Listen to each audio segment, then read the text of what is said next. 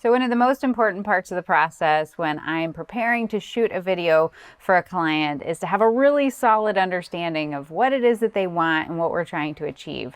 So in order to understand that, I have to ask a lot of questions throughout the survey and the pre-production process. So today I want to share with you the essential questions that I ask every single time when I'm going to shoot video for a client.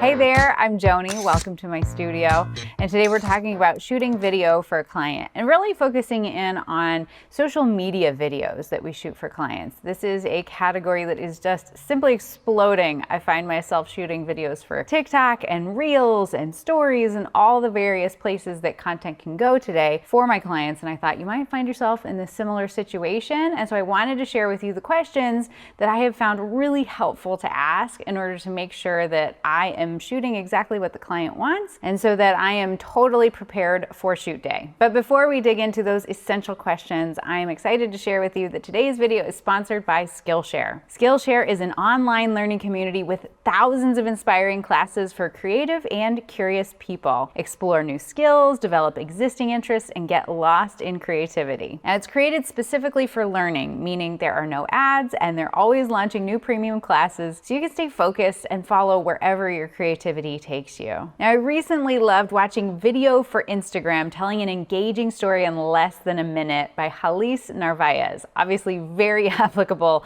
to what we're learning about here in this video today. Halis is a digital storyteller, video producer, and I love that she gets at the heart of what makes great video content. It's the story and how to cultivate that visually with things like framing and cinematography, but also as well as tangible editing tools and methods, but in a way that you can totally do it without needing any fancy gear. All you need is a phone to bring your viewer into the story you want to tell. Now, when you join, you can also try one of Skillshare's live classes, where you can experience real-time inspiration as you connect with popular teachers while watching and working alongside with other members. Whether you're a dabbler or a pro, a hobbyist or a master, you're a creative. Discover what you can make with classes for every skill level. And good news, the first 1,000 of my subscribers to click the link in the description box below get a 1-month free trial of Skillshare membership so you can start exploring your creativity today. So thank you so much to Skillshare for sponsoring this video. Now let's hop into those all-important questions. So question number one I always ask is, where is this content going to go? Where are we intending to use it? Because it's really going to dictate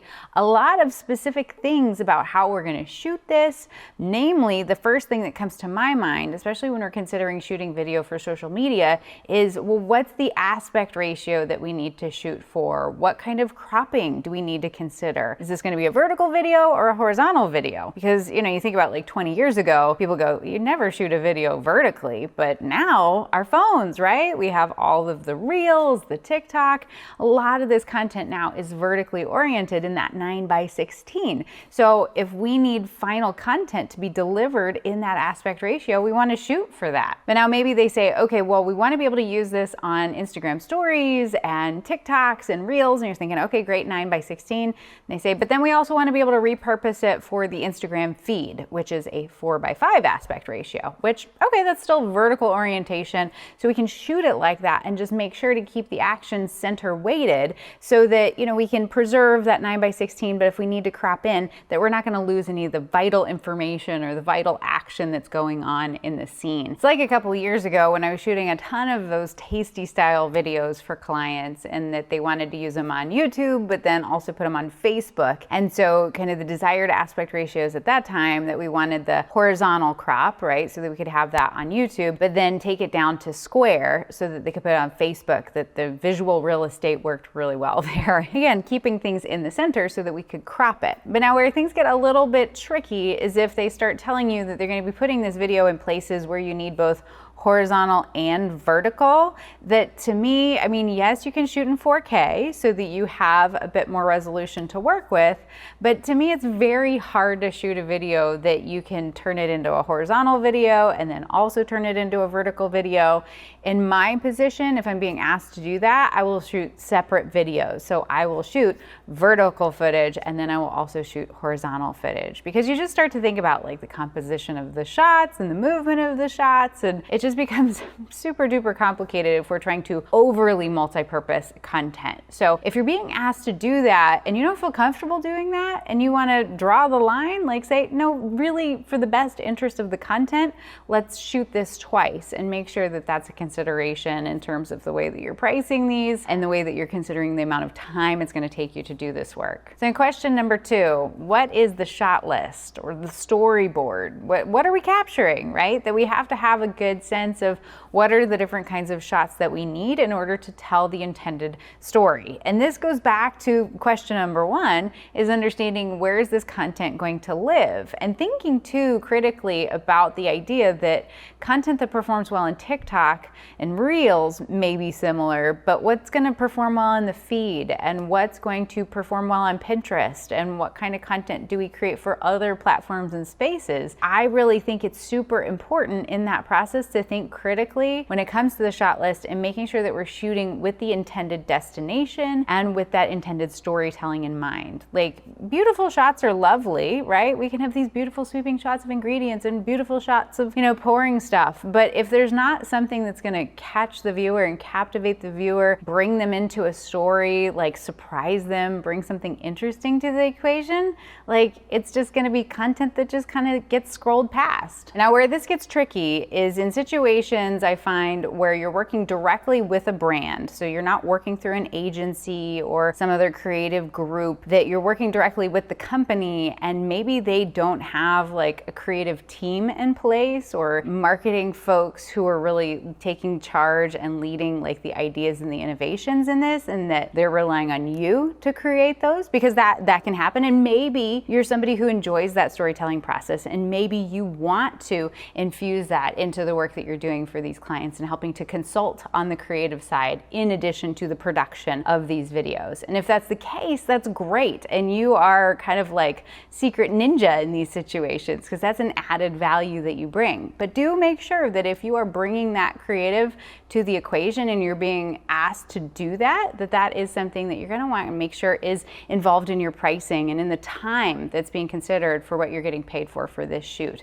That if you are being asked to do the creative work that otherwise a creative director or creative team, marketing directors, other people would be doing, if you're doing everything, make sure you're getting paid for it. Now, if you're not familiar with what a storyboard is or how to put one together, I will link some helpful resources down below, including a past video of mine that I share about creating a storyboard with a client. So then the next question, this is kind of a two-parter, is who's doing the video editing? Who's going to take all this footage, put it all together into that final video, and are there particular technical specifications they need in order to do that work? So there's been plenty of times in the past where I'm working through an agency or some other creative group who's working on behalf of the client, and they are going to handle all the video editing. So they just purely need me to capture the footage and provide those files to them, and they're going to put it all together. But then there's other times when I'm doing the whole thing. I'm planning it, I'm shooting it, I'm editing it, providing those final files to them. So again, this is going to depend on the kinds of clients you're working with. I find a lot of times working with smaller clients, I'm kind of the one-woman show doing the whole thing, as opposed to working with larger clients where I'm just a videographer, not just the videographer, but you know what I mean. But I'm the videographer providing that footage to them. But regardless of the final deliverables, we want to make sure that we understand technically what's being expected, especially in terms of the resolution of that video, as well as the frame rates. So in terms of the resolution, that's the size. Are we dealing in 4K or 1080p? Those are kind of those general standards. Now, maybe you're thinking, well, 4K, right? Like, why wouldn't you just do everything in 4K? And 4K is great, don't get me wrong. But there's plenty of times, for example, when I hire a videographer who helps me with my videos here, Jake Manning, you are awesome from thisisnick.com, little shout out, woo woo. They shoot the B-roll for me here for my YouTube videos. And when they shoot, I've asked them to shoot in 1080p. You say, why do you do that? Why not 4K? Well, if you've ever dealt with 4K files, you know that they're monster files. Jake's shooting a lot of B-roll for me. And so in that case, I don't want to be dealing with these monster files and transferring those over and then also sending them to Yosef, who's my video editor, who does such a fantastic job making these videos look beautiful.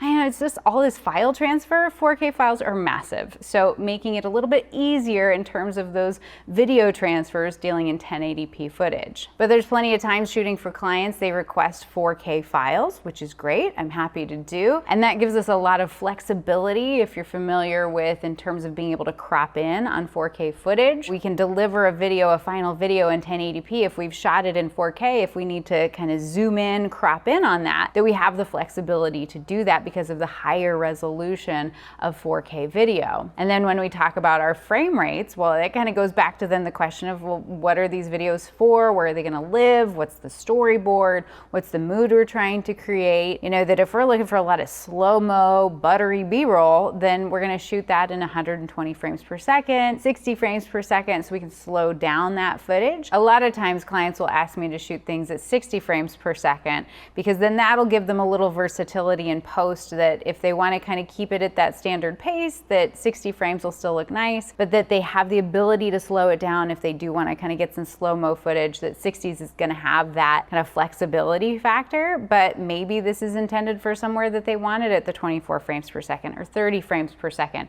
So making sure to ask those questions to know what it is they're expecting. But now a little tip for you. One of the mistakes I made, and I think this was the very first time I was ever shooting video through an agency, and they had requested I shoot 60 frames per second at 1080p. And I'm like, I know my camera does 60 frames per second. We're good, no problem. So I turned it on to 60 frames per second. Wasn't really paying attention to the resolution. I just kind of figured, oh, it's fine, it's great, 60 frames per second. Shot the videos, delivered them to the client, and they said, these are at 720p. What? Sure enough, then I went to my camera, opened up the settings, and looked at 60 frames per second. The highest resolution available was 720p. Whoops, it was a lesson learned right there. Ended up having to borrow a different camera, reshoot the footage. It was fine.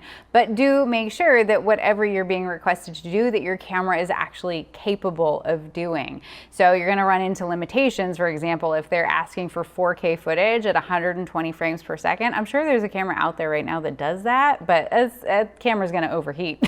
At least right now. I'm sure in a couple years we'll be all set. We'll be shooting 8K and all sorts of super hypey things. But just again, make sure whatever they're requesting that you are capable of delivering. So then the next question that I ask, and this gets into kind of more the creative realm, and this is certainly a line of questioning too that I incorporate when I'm shooting for stills for a client as well.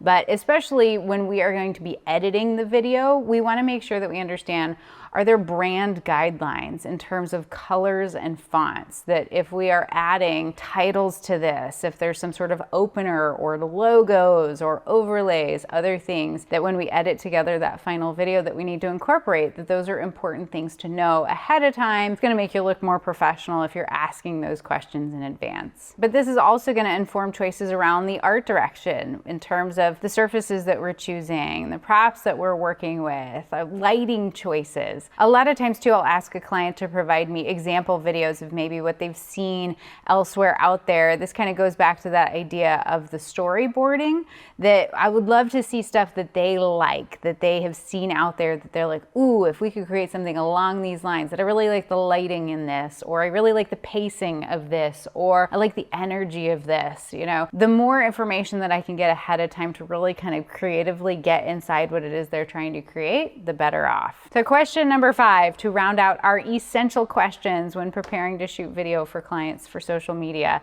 is to understand, how do they want the product to look? If especially we're going to be preparing this product, like it's a food product that needs to be prepared, like how should it appear? What are things that are important to them? I think about, for example, an oatmeal client I've had, that they have very specific ways that they want that oatmeal to look, that they want it to look like, you know, there's a certain amount of moisture there, and that it's got kind of like this like fluffy, pearlized sort of look to it, but not mushy. You don't want to take it too far into mushy, but we definitely don't want it to be dry, right? So there's some hallmarks in terms of the way that that product should look. And for example, like the better booch here, which this isn't a client, this is just some personal work I was doing and a product that I personally enjoy.